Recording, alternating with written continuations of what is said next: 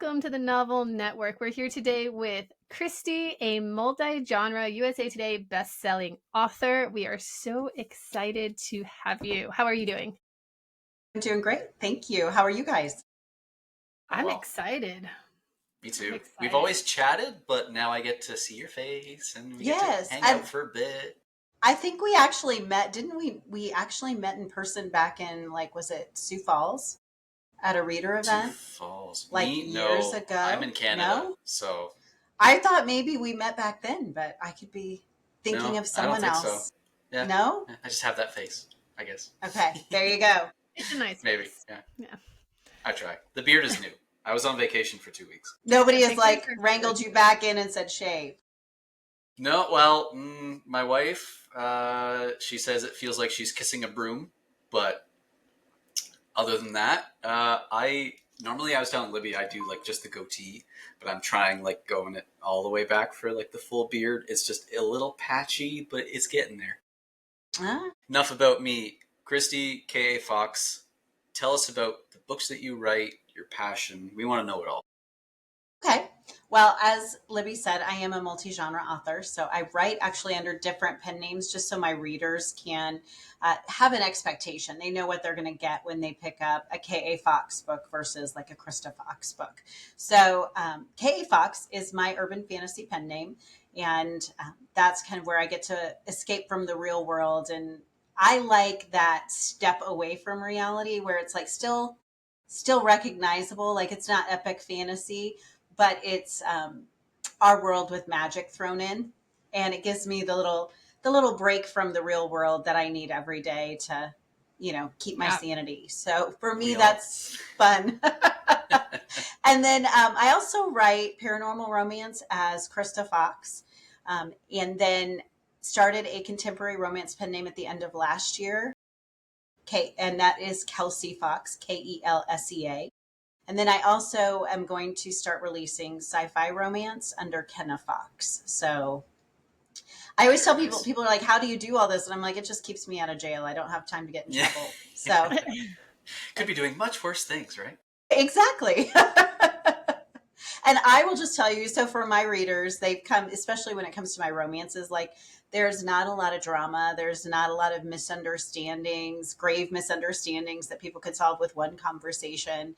No soap opera kind of level stuff. For me, it's very much about the relationships between the people involved, the characters involved, and helping them kind of find their way to, solving past hurts, but coming together and creating a really great future. So I don't do a lot of I'm not high angst. I'm mostly happy endings and, people finding their way to each other. So, and I love Insta love because I'm actually an Insta love story. My husband and I got engaged after 3 weeks of dating.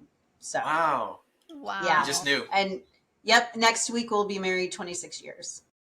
Congratulations. That's amazing. Thanks. You don't see numbers like that these days. I guess I love that's he puts up with a lot. Yeah, I proposed to my wife after 8 months of dating, and I know some people think even that's short. Yes, but at that point, I knew. I surprised her. I actually showed up like early in the morning. She used to be a bus monitor, so I left after visiting her family for the weekend. I went, you know what? I have to. My parents were like just coming back from vacation that night, and I zipped down. No, actually, it wasn't that night. Anyway, it was a couple days later. I went down and I got there early. She had already left for work. And being a bus monitor, you're really not there very long. And I knew they had like a little picnic table outside. I got the roses early in the morning from Sobeys. And I went, I sat down at the table and I just waited for her to get home. It was cold. It was December 12th. So I sat out there in the cold with these roses. And she came home from her job and first of all, she didn't even see me. She was like head down, ready to go inside the house. So I had to go, sweetie. She looks over, what are you doing here? And then she saw the rose. She goes, oh, is it happening? So it was, yeah.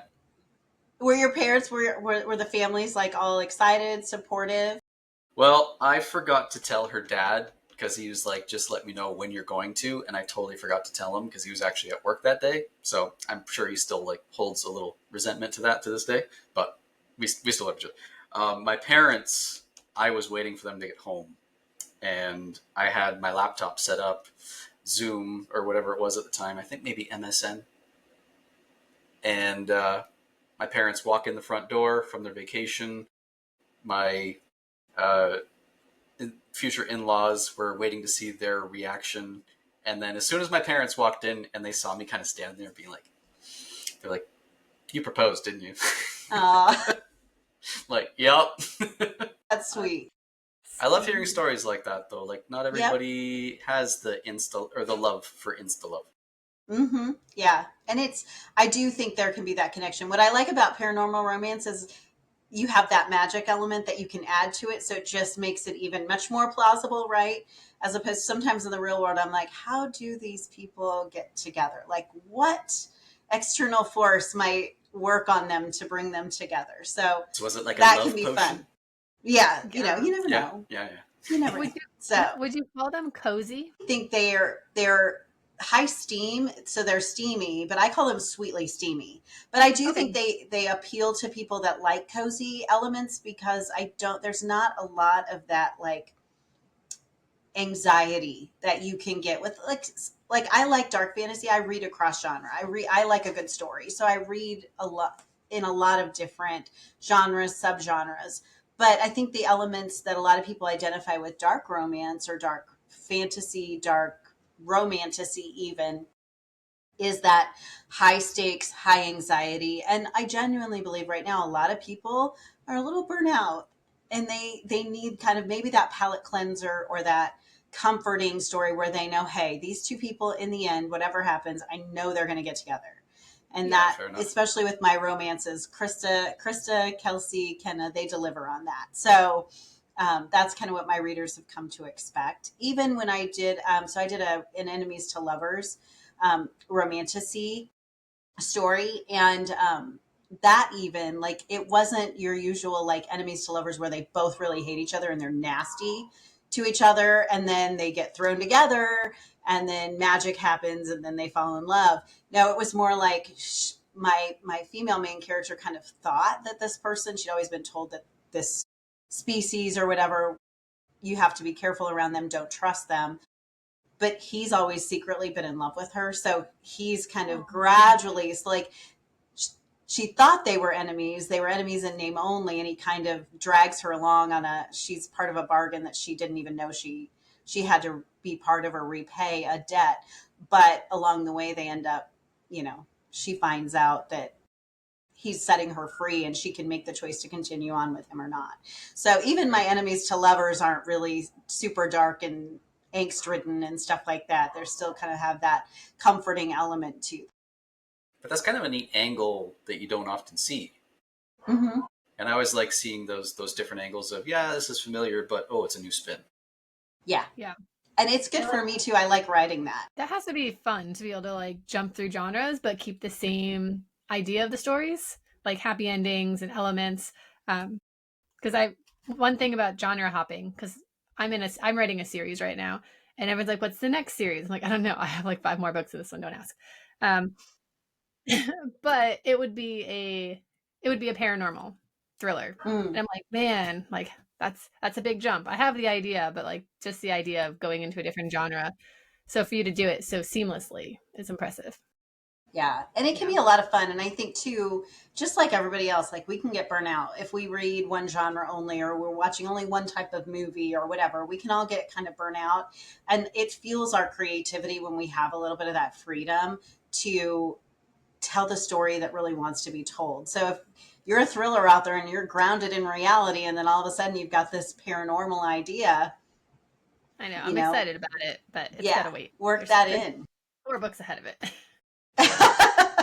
And see, you must like that consecutive, like, let's get this one done and then I'll look at the rest. And sometimes I'm like, I need a break from that world. Let me come over here and, do Yeah. this now. And so I have whatever it takes to keep you moving forward, I say go for it. Yeah, I have that. The story is like my go-to. Like I'm burnt out and I have writer's block. I'll go work on that one. Um, but it doesn't get the attention Yeah. it deserves. Not yet. One day. Yeah. One So I day. write about superheroes, and my question to you Hmm. now is: every hero has an origin story. What is your origin story? How did you start it? How did I start out, as a writer or just good old Kristi in general? Yeah, you could give us both if you want to. We're easy. Okay. So I am actually a military brat. So I'm an Air Force brat. Grew up, my dad was career Air Force. So I lived basically all over the world from the beginning. So was born in the States, but graduated overseas and came back to the States for college. And, you know, the thing about that experience when you're growing up and you're having to kind of move into these new environments on a regular basis and learn how to adapt and change is that it gives you a really different perspective. So I always enjoyed it. I thought it was fun, but like I have siblings that didn't love that. They were maybe not quite so outgoing or extroverted in some cases. And so for them it was a little tougher, but I liked that new, like, hey, I can be whoever I want to be when I get to this new school or whatever. It's trying on those character guises, right? Or the superhero mask that you want to wear Hmm. in that location. You get to remake yourself in those cases. And I think that has kind of fed into my writing. And also Okay. the perspectives of, you know, not every place in the United States is the same. Hmm. And Yeah. not every country is the same as the US. Like there's a lot of things. I actually graduated from high school in Turkey, Oh, wow. and Wow. it was wonderful. The people were fantastic. I really enjoyed my time there. Um, but I also got to see very clearly, like, some of the conveniences that we have, and how cozy and cushy our lives can be, you know, just in the regular day-to-day things that we kind of take for granted. And so it does give you that different perspective and makes the world a much bigger place. And then I spent a summer in college singing on tour, and I part of that tour was we were in Thailand. And again, the same kind of thing where it's like the world gets bigger and you start to see your place in it. You're not the center of the universe. And the things that maybe you thought were hard for you or difficult for you aren't even on the same level as what's difficult for people in other Right. places. It's not So even an it, option for them. yeah, Yeah. For them to be a exactly. That's it, exactly. And so it's been something my husband and I have talked about too, where like taking our kids to other countries has been something that we really wanted to be able to do, to just show them that perspective. yeah. And that, getting out of the Midwest. I love the Midwest. I think it's a wonderful, and the people are really very nice. And we have it pretty good, but also, like, the world is bigger than just our little piece of it. So that has fed over into my writing too, of trying to kind of tweak those perspectives and remember that when you're looking at characters, um, their thought processes are really informed by where they've come from. And if you can bring someone in who has an opposite perspective, and it's not just they don't agree with you, but like their formation was It's very completely opposite. different. Their opportunities, that creates conflict, that can create tension. They can still Hmm. work together to solve those differences and come to an understanding of each other. But it's really informed who I've become as an adult, but also then even in my writing. So yeah. So when it comes to the casts of your book, are they fairly international since you've been so many places? Yes and no. So I actually write. So my urban fantasy series, Murphy's Law, is about the daughter of the devil, um, trying really, really hard after she realizes that she has inherited her father's abilities, trying really hard to not hurt anybody. And she actually lives outside a small town in Nebraska. And so in that respect, I've kind of made it small, and yet kind of brought in, like, we bring in, you've got your demons, we've got, angels, we've got all these casts of characters, we've got, hellhounds, that can shift shape, that type of thing. But we also have kind of a wise woman in the town who really has that broader perspective for this young woman who, because of who she is, has kind of left everybody behind so she doesn't harm them. And, acts as a mother figure to her and is able to kind of guide her and be that force through the process. So trying to keep it small, because I love the feeling of small town, but also still have that wider perspective is really important.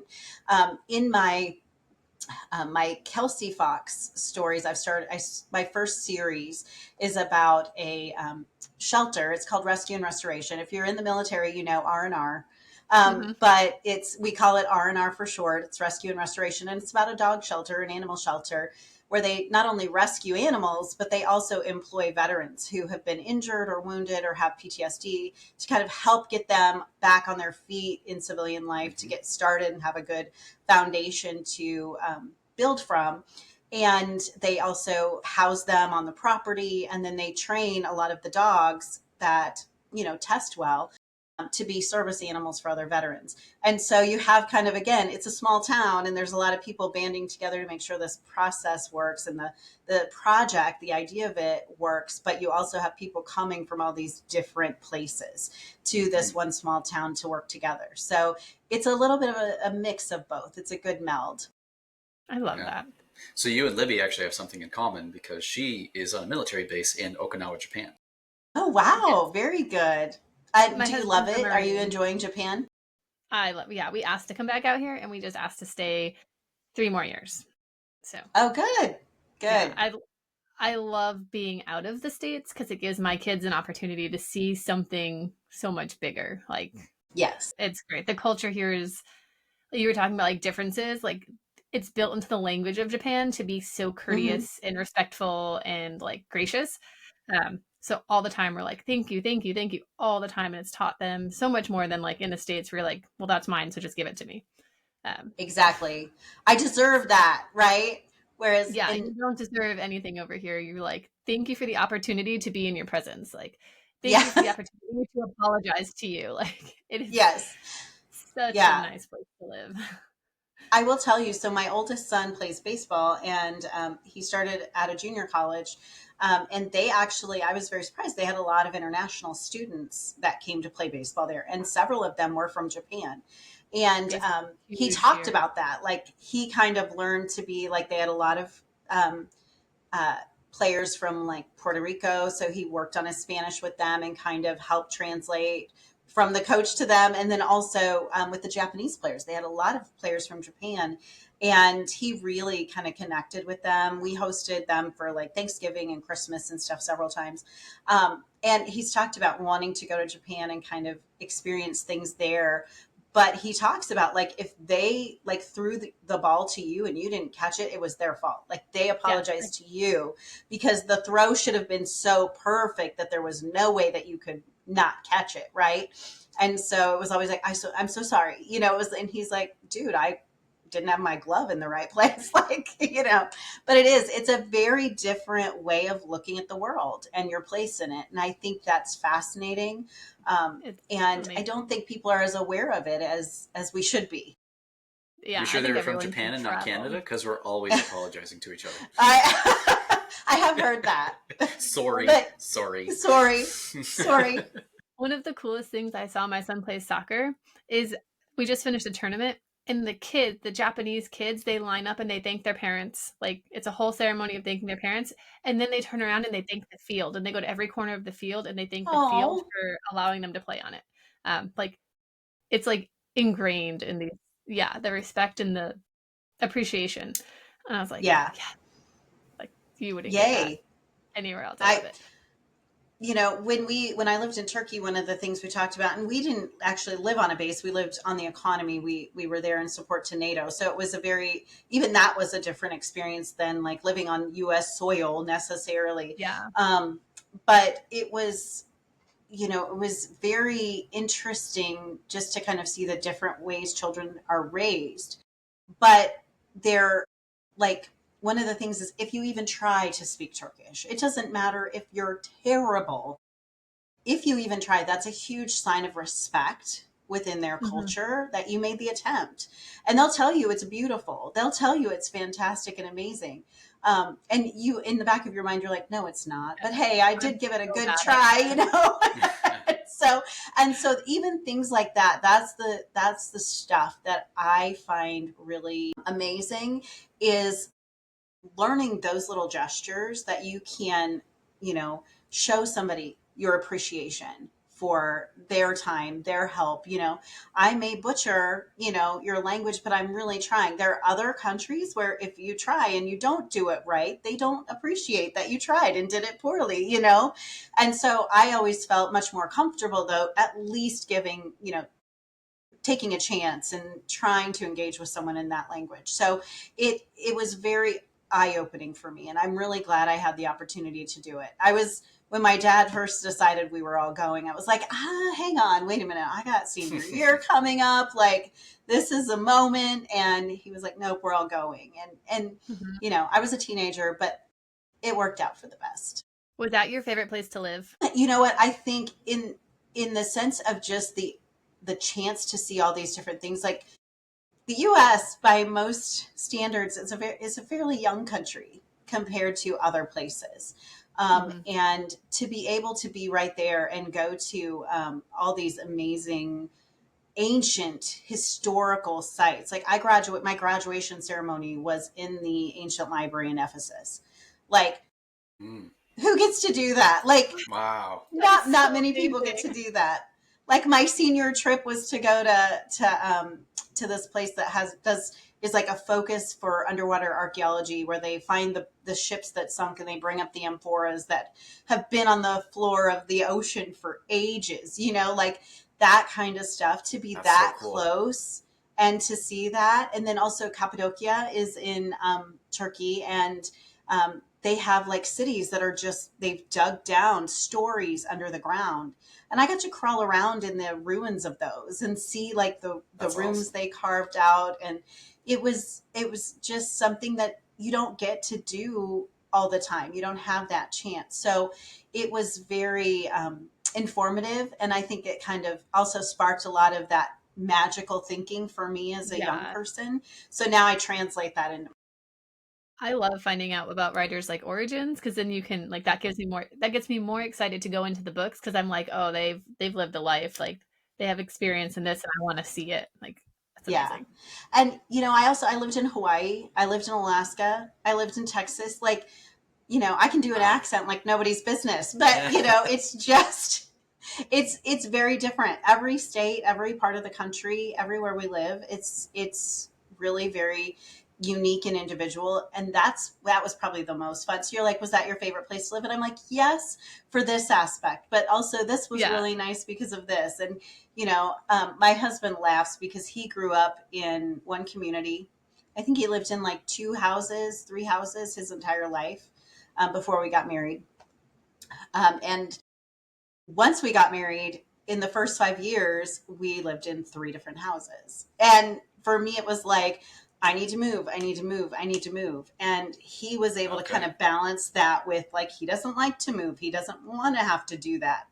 And started to figure out ways to manage me, so like the house we bought when we moved to Nebraska, the first house we bought here, it was 3 different colors on the outside in the 10 years we owned it. He remodeled the kitchen twice. He remodeled the bathrooms. He did the flooring and redid the painting on the interior, multiple times. And it was just like every year it was like he did something new just to give me that feeling like, hey, we kind of moved, but we didn't move. It was different enough, because he would rather remodel an entire house than pack it up and move it. Right. That's really smart. Yeah. But he has kind of also the opposite experience. Like for him, he's still friends with kids he knew in kindergarten. Yes. And I didn't have that. And so for me, like, thankfully now we have social media, and that's enabled, people like me to be able to stay in contact with people maybe from like that high school level. But I was used to letting people go, because you move in, you make friends really fast. And then when you leave, there's no way for us to keep in contact with all of the people we knew moving all those years. And so I was used to letting people go. And he was like, no, you can't, you don't get to let me go. I'm here for the long haul, And I'm like, there was one moment where I looked at him and I'm like, this is weird, but like, you are like the longest relationship I've had consistently with anybody. other than like my parents and my siblings and maybe one or two friends from high school. Like, you know, it was like, and they were like, my friends from high school were the ones that were like diligent about writing or diligent before the advent of email. And that probably tells you how old I am. But, you know, it was like crazy, but we're very different people in that respect, but we still work and we balance each other out. So that's another thing too that I That's think in really your goes writing. into my characters, right? Like you put Yes. that in there. You write what you know. Exactly. Yep. So when did you So first decide you were going to be a writer? Did I just steal your question, Derek? I'm sorry. you did. We're in sync. You It's know, like I we've been wrote, yeah, co-hosts for a while. you might have been doing this for a little bit. I actually wrote my first, I loved writing, even in school, like junior high, middle school.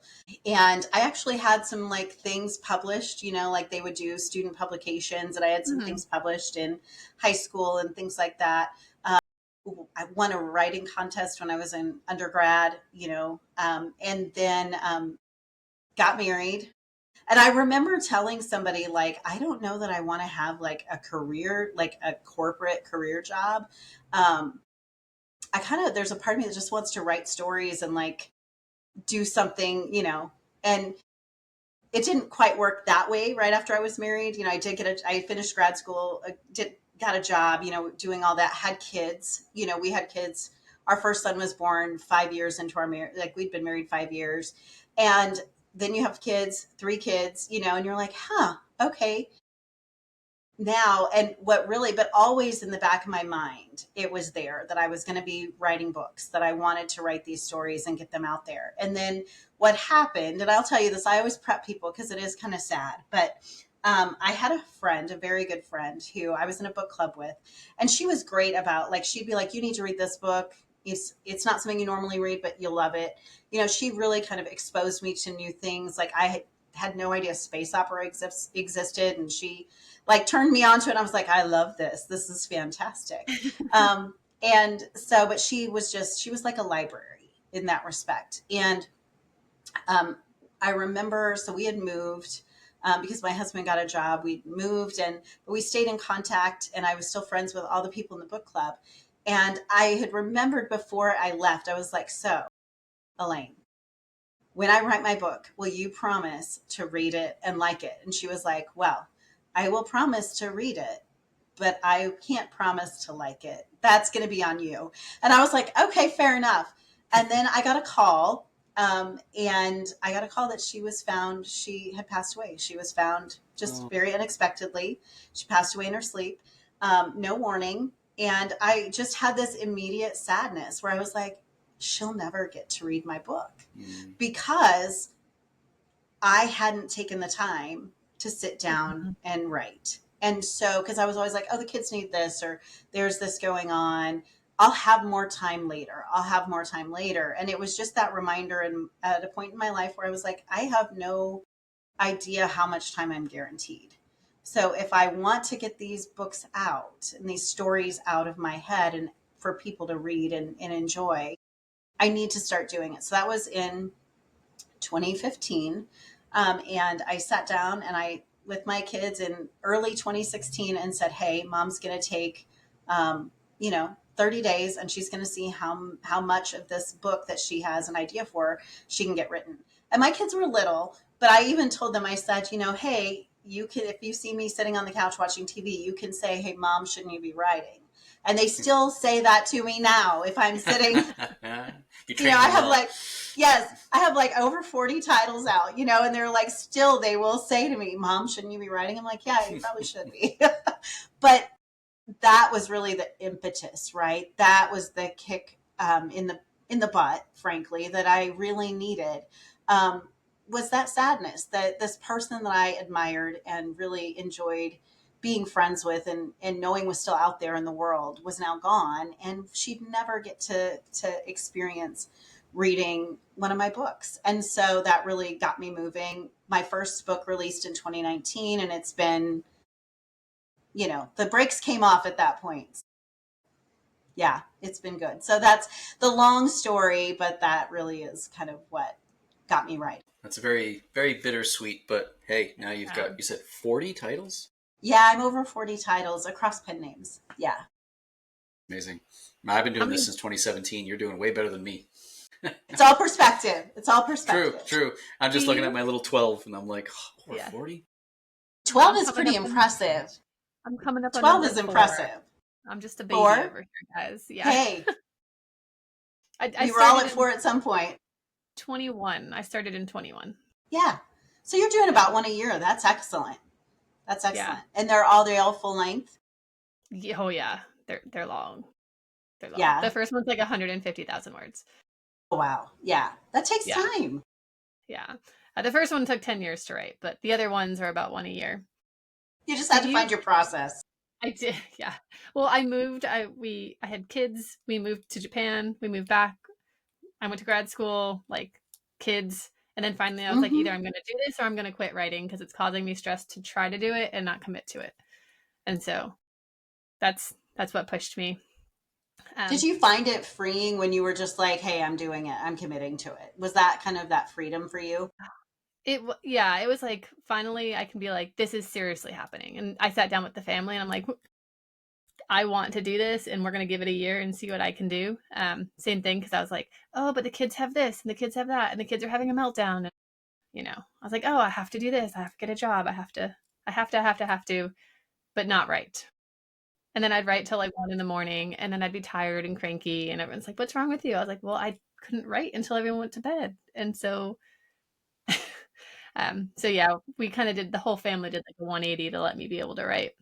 Yep. But they did it. See, that's the thing. I think sometimes we're afraid that they won't be supportive, so we don't even bring it up.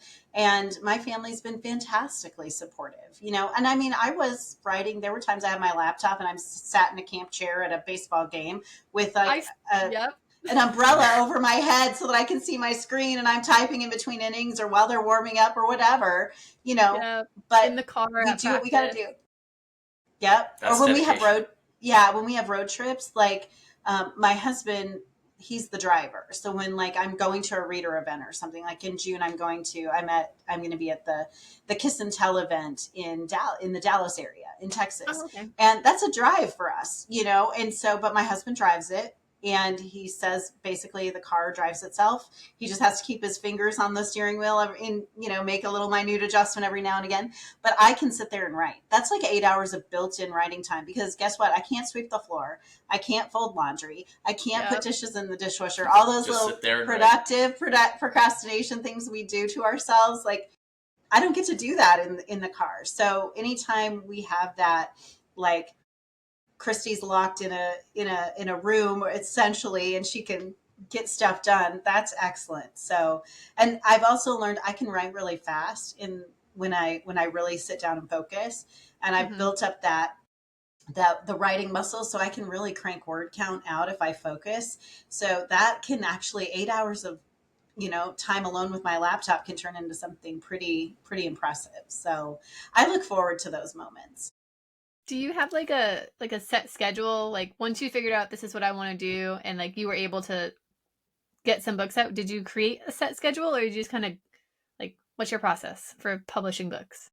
So for me, so I still have a day job because my husband is very risk averse, and the idea of me walking away from the Yeah. world of work that puts money in my 401k and like provides insurance and stuff, it's a little traumatizing for him. But I do what I do. So I have my time during the day, and I have a separate office for that day job work, and then I have my writing space. And then what I typically do is I will take a break between the day job and the night because I am naturally more creative in the evenings. It just seems to come a little bit easier. But I need kind of that hard break between the work I've been doing and then slipping into the creative. So I will typically write in the evenings, have dinner with the family, walk the dog, then sit down and then write. I am a night owl. So, I've had people message me at like midnight or 1 a.m. and I'll be like, my PA will be like, hey, can you take a look at this? I wanted to, Because they know your you're awake. newsletter's coming up. And I'm like, yeah, sure. And I'm like, but it gets the job done. And then weekends for me are a big, like, that's when I really can spend, a significant chunk of time just writing. I had my best word count day ever was 11,111 words. And I did that in about 5.5 hours, I think is when I broke it down, like broke down my time. And that was on a weekend, because I didn't have to stop and like I got a bunch of errands done. I got the dog walked, sent the kids where they needed to go, and then was able to sit down and really focus and just crank out the words and finish a story that had a deadline. And and we also, I will tell you, when you're in those writing modes, you're kind of like, oh, it's got to be crap. It's got to be Mhm. so terrible. And then I'll go back and I'm like, hey, this was actually not awful. I'm really proud of myself. So, yeah, Nice. but that for me, weekends are kind of sacred for me in that respect because I'm like, that's my time. Yeah. That's when I can really get stuff done. The other thing, I've been known to put myself in book jail. Like my husband maybe is going to take the kids to like a baseball game that friends of ours have tickets for. And I'm like, just tell them you need 4 tickets because mama's in book jail this weekend and she's got to get this done. So as much as I would love to go watch, the semi-pro team get a win, I just don't have it in me today. This is going to take priority. And I think that's the hardest thing sometimes when we're Yeah. parents or, we're kids and our parents need our help or something, is like prioritizing that time. It has to happen. So for me, that's been the most important thing. And then so when I was writing the Murphy's Law series, I had like, when I would start writing, I actually had like a soundtrack that I would play. It was Lindsey Sterling, and I always started with the same song, and I would sing along with that one. And then the rest were had no lyrics; they were instrumental only, and they would just start and they would just go, and then I could just slip right into the mode of like the voice of the characters and really run with it. And then I found like when I changed, like when it was a different story or different characters were my main focus, that same soundtrack did not work because I so like in my brain identified that with my main character Delaney that I Right. just I couldn't use it anymore. So now I write a lot with like I can't do silence. And Mm. I can't do lyrical music because I'll sing along and then I'll really lose track.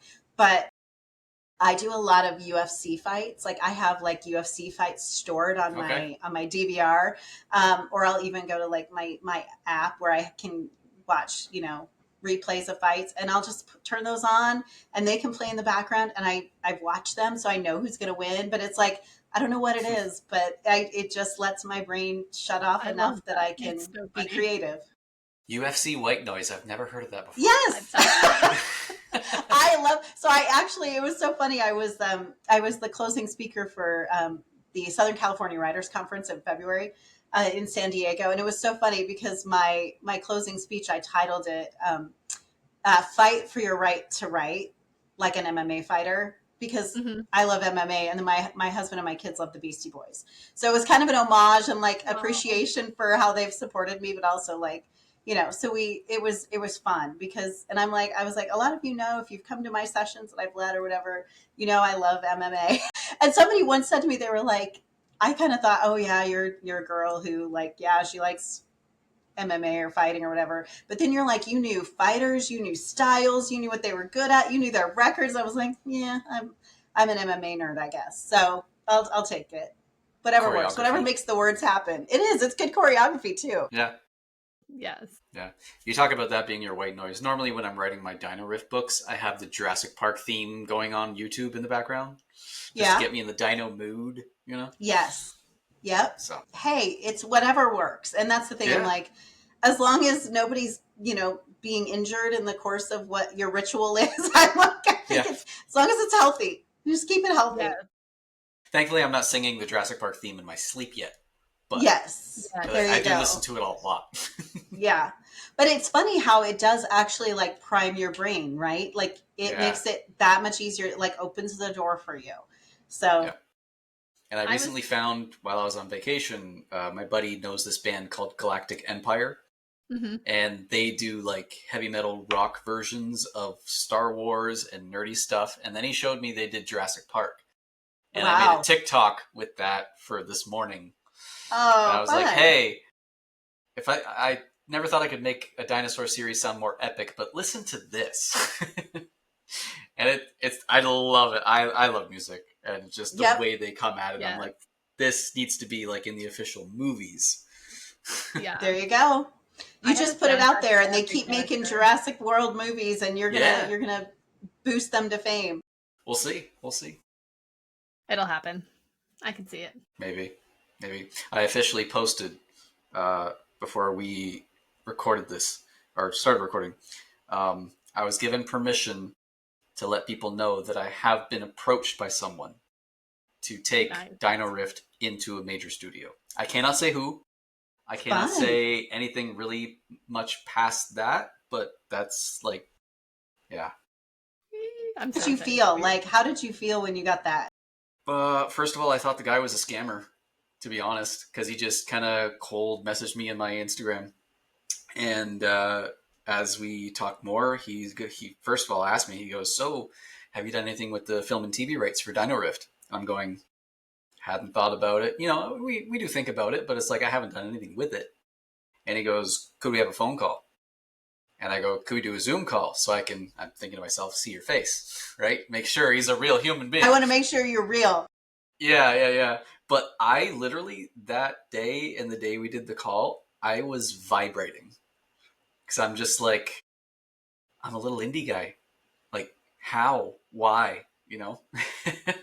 Yep. So, but it yeah, is one of those, I was going to say, it's one of those moments where it's like you kind of, there's always that part of you maybe that hoped it could happen, but you never really let yourself believe it because, so my publisher messaged me and told me that she had a literary agent that was interested in the Murphy's Law series potentially to represent me for film and TV rights. And there's this part of me that's like, okay, just even getting to that point, right? Yeah.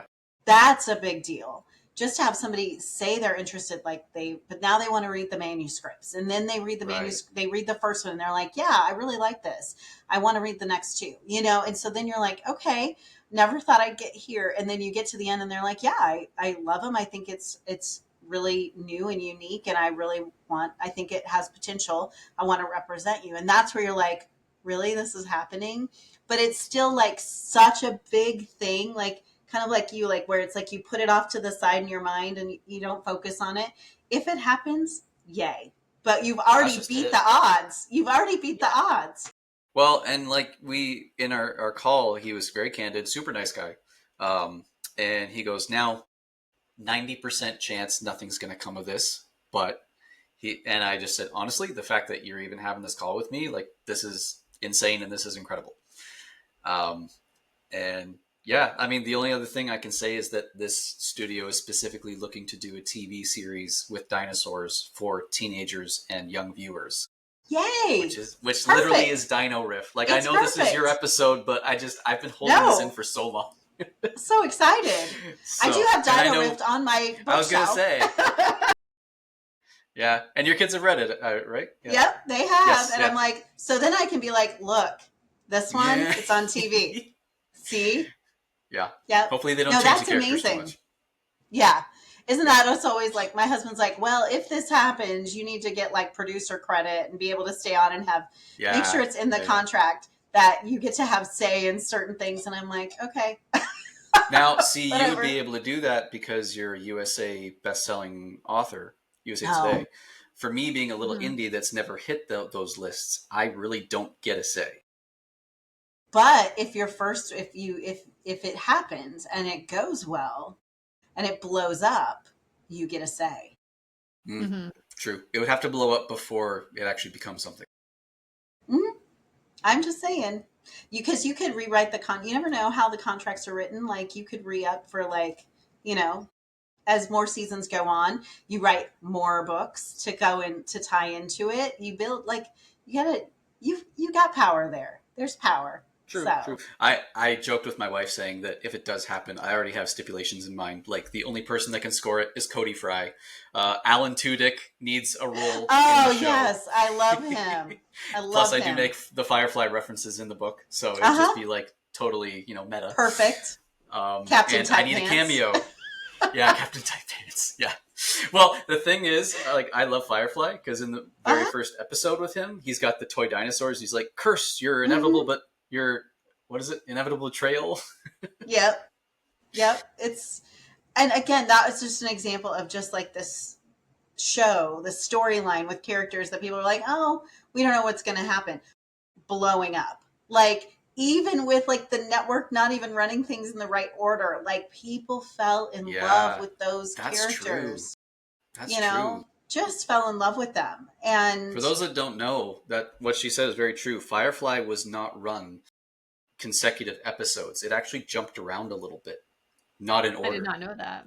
Yeah, and it still became, I mean, it was only one season, but it became a cult classic. yeah, Yeah. people revolted Yes, they when they did. canceled it. Yes, they Yeah. did. Yep. Yeah. And, Although and I look at did the hear that, careers. yeah, yeah, Nathan Fillion's still doing great. Mm-hmm. Alan Tudyk is basically owned by Disney. Yeah. You know, he's done so many voices for their animation.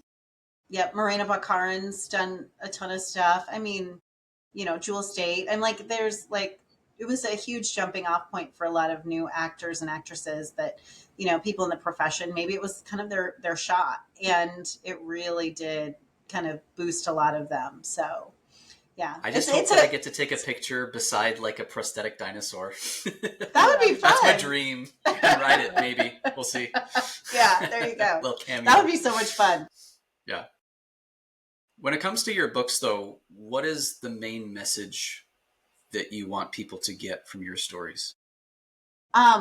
So for me, especially with my first series, with the Murphy's Law series about the daughter of the devil, a lot of people kind of thought or assumed maybe that it would be a religious story. And it actually really didn't, it wasn't. It was more about the power that love has to change us and affect us, for better or for worse, because you actually meet her father, the devil, along the way. And I've had a lot of people who love him. Like, he is their absolute favorite, a lot of readers. And they're like, he's actually a really good dad. And I'm like, yeah, he is. He's a great dad. But it's also, you have to ask yourself the question as you follow the arc, what would the devil do if he only has two people in this entire world that he cares anything for, and he loses them? What could happen? So you have that eventuality, right? Of like the loss of these people that he truly loves. Like, that was his first experience with loving someone and being so concerned for them that he actually sacrificed so they could have a better life, because it would be better without him. And it's, so for me, it's that power, the power of love, and that it can be transformative, but it can be transformative in a bad way too. It really can be. So you have to keep that in mind. It's not all, hearts and flowers and, rose petals falling Yep. on from the There's sky. heartbreak. It can, there's heartbreak, there's betrayal, there's pain, there's loss. Mm-hmm. But there's also a hopeful message there too, because at the end of that series, and I will say, the characters changed it. I thought I knew how it was going to end. The characters changed it during the writing of it, and it was for the better. But there's hope at the end, even then. And that's a lot of what goes into the rest of my writing too, is that love is so powerful. It really is. That unconditional kind of love can really make a huge difference. But you also, nobody gets through this life without some kind of scars or marks or pain along the way. We're all going to have something that knocks us down, probably multiple somethings that knock us down. And it's about who helps us up, who keeps us going. And that's really, regardless of what genre I'm writing in, whether there's magic, whether there's not, that message is always there. And first of all, I love that. Random question. Throughout that series, does anyone play the devil's advocate to the devil? So yes, a little bit. So he has like, joke. Yes, he has his right hand. He has his right hand man who's like his best friend, and he's kind of playing that role. But then also Lainey, who his daughter, she actually kind of gets saddled with like this kind of bodyguard, and he kind of starts to play that role for her. And there is a romantic connection between them. It's not the focus, but that thread is there. But he does start to step into that and start to make her question things that she 100% believed, about herself even, and that the powers that she inherited, they didn't have to be a burden. They could be a gift. They didn't have to be a bane on the world. She could do good things with her abilities. And so I think that was really kind of fun to see those relationships develop and shift. The other thing that I thought was fun for with that group of characters was her dad was very honest with her. She accidentally binds somebody to her, and one of the things that drives her through the series is trying to find a way to set him free. And her dad repeats, she's like, "Have you found out anything?" And he always says, "Not a solution that you would accept," you know. And so at the end, it ends the way, that's the ending that I knew it was going to No happen spoilers. in that sense. I'm not going to give it away, but that part I knew, but he was always really clear for her. The way to set him free is not the choice you want to make. And so at the end, she's hurt, and she's like, "Why did you've been lying to me all this?" She's like, "No, I have been brutally honest with you this whole time. I was right. It's not something you were going to accept and be okay with, but it's the only solution." So it really kind of worked out. And it's, I think, sometimes a hard lesson to learn as we're growing up too, because that is an upper YA series. So my character is an older teenager, kind of stepping into adulthood. And she has to learn the lesson that we all learn is sometimes the solutions aren't what we want them to be. Yeah, that doesn't hard make choices. them wrong. There's hard choices we have to make in life, and it's not always going to work out perfectly, even in fiction. So What's the name of that one? Because I think my daughter. The Devil's Own is the first book in that series. Okay. And the series is called Murphy's Law. And the fun thing about that, so I've talked a little bit about singing, but I love music. And so each book, so the devil actually spent a little time on Earth as a rock star, just because he wanted to kind of have a little fun. And so it was Angus Murphy and the Law was his band. And so there are Angus Murphy and the Law songs that show up throughout the books. And so I have original songs written that I wrote for That's each so book. Cool. And the title of the song is the title of the book. So The Devil's Own, the lyrics show up there in that one. And then Judas Kiss is the second book, and that song shows up in the book. And then the third title is Earthly Shadows. And that even shows up in there. And then I have a prequel about how the devil met his wife that is halfway done, and it's called Idle Hands, and that I have the lyrics for that one too. So it's a fun way of like combining that. But the problem was, I remember I was writing the second one, and I knew the story, but I didn't have the song. And I was like, and my publisher was like, "We need a title. When are we going to get it?" I'm like, "When I get the song, you'll get the title. I'm sorry." And I was walking my dog, and I was probably as far from home as I could get. Like it wouldn't have made sense to turn around and start coming home, because I could keep going, finish the walk. It would be the same distance. So, and I didn't have my phone, and the song literally like downloaded into my head, and I was like singing it to myself on the way home. And then I get home and I pull out I grab my phone and like voice record the melody and the lyrics. And so that's how Judas Kiss happened. So it was pretty fun. So yeah. If you're willing, can we get a little sample of one of your songs? Oh, that like live. Like right now? Like, oh my gosh. Should we like before we post this, should I be like, "Hey everybody, get your tickets for this podcast episode"? You can. I'm like, I'd have to actually have somebody go grab me one of the books and find me the lyrics, because I don't have them like right there fresh in my mind. But and it's funny because we're working on audio for that, and like, how do you like, I recorded actually one of the songs so that we could hear the melody and things like that. And it's interesting, when you're working on that other side of the business too. It's really a lot of fun. So, but it's a new way of thinking about your story and how it comes across, and does it translate well, so yeah. Do you narrate them yourself, or do you hire? So I originally had planned to have someone record them, but now we're at the point where I'm like, I think I'm just going to do them myself. Nice. Yeah, awesome. I think I can just do them myself and get them out there. And, I have readers that want them. All the books, I have readers, different genre, but it doesn't matter. They all want stuff in audio now. So I like having that additional opportunity to share the stories with people. Like some people the written word, like reading it is harder, and they connect more with the storyline when they're listening to it. And so I think in that case, just having more ways that our readers and the people that want these and need these stories can get them and experience them, I think is fantastic. So that's what my husband and I've been working on. We have kind of a space in our house that we'll set up as a studio, and then that way I can start recording and getting. It's like a little closet, or you have like an actual booth. It was actually like a room, Yeah, nice. and like we're going to convert part of the space over, and get that set up. And I've been talking to people about what microphone do you use, which one do you like best, that kind of thing. So yeah, and with the advent, the way technology has changed, you can do so much more just yourself now, even if you don't have like a professional studio.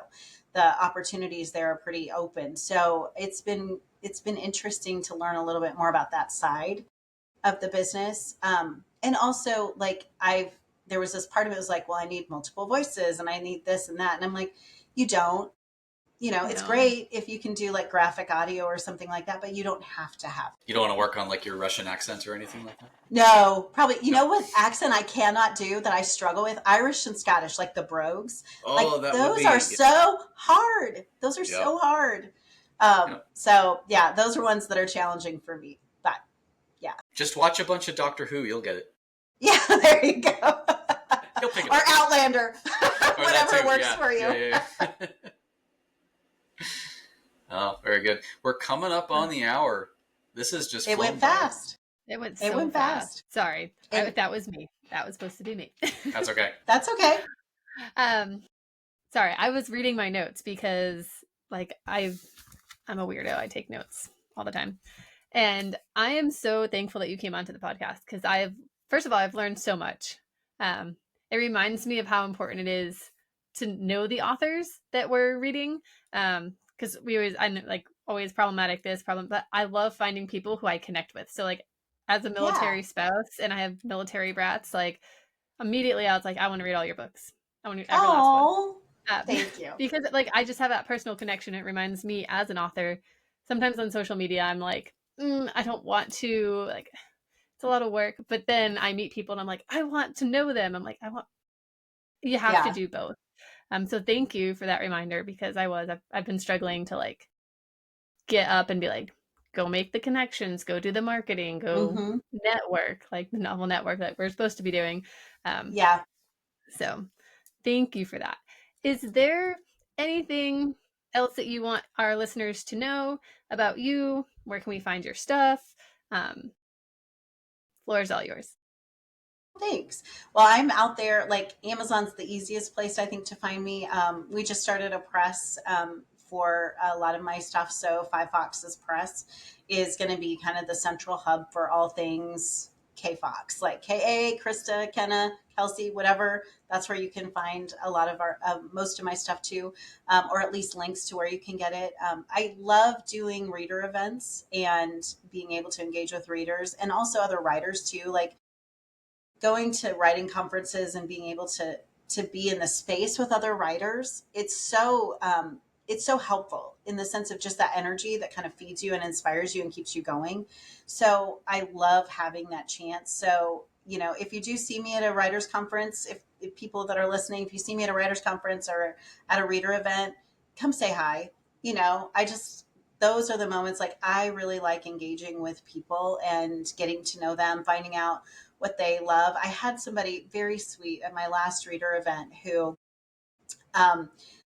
it was this man just kept coming by my table, but I was pretty busy and he never really had a chance to like stop. And I didn't have a chance to say, hey, but he came by a few times. And then toward the end, he actually, like, I had a moment where like nobody else was at my table and I was like, hi, because I was like, maybe he's shy, and I was like, hi.